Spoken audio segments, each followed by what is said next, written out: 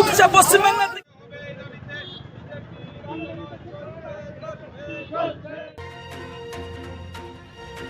বিজেপির ডাকা বন্ধকে ঘিরে ব্যাপক উত্তেজনা ছড়ালো বাঁকুড়া দুর্লভপুর মোড়ে। এদিন বিজেপির কর্মী সমর্থকরা দুর্লভপুর মোড়ে 60 নম্বর জাতীয় সড়ক অবরোধ করেন। অবরোধস্থলে জমায়েত করে তৃণমূলও।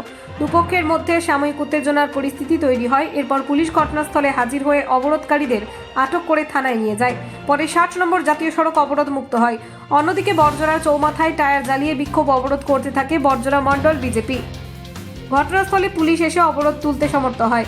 সামগ্রিকভাবে উত্তর বাঁকুড়ায় মিশ্র বন্ধের চিত্র উঠে এলো আমাদের ক্যামেরায়। এই প্রসঙ্গে বাঁকুড়া সাংগঠনিক তৃণমূলের শ্রমিক সংগঠনের সভাপতি রতিন ব্যানার্জি কি জানিয়েছেন শুনুন।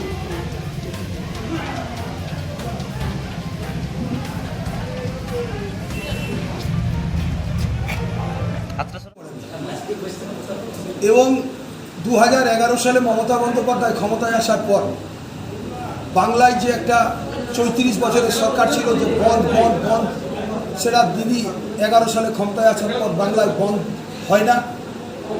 তাতে যেই বন্ধ রাখুক বন্ধ সাকসেস হবে না।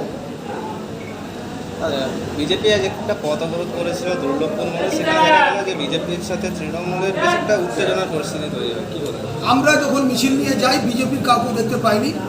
রোড বন্ধ যারা করেছিল আমরা তাদেরকেও দেখতে পাইনি। আমরা যে রোড ক্লিয়ার করে দিয়েছি, কোনো জায়গায় রোড বন্ধ নেই। দোকানপাটি আমরা খোলার জন্য সমস্ত জায়গায় বলেছি এবং রাস্তায় যানবাহন সুন্দর চলাচল করছে। শ্রমিকরা কারখানায় সুন্দরভাবে যাচ্ছে, কোনো অসুবিধা নেই। 100% শ্রমিক তারা প্ল্যান্টে গেছে এবং কাজ করছে। কোনো জায়গাতেই লাফাচ্ছে।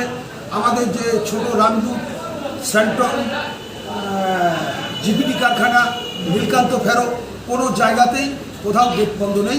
সমস্ত জায়গায় শ্রমিকরা তারা নিজেরা কাজ করছে। বেসরকারি বাস পরিষেবা কেমন আছে? বাস মোটামুটি চলছে।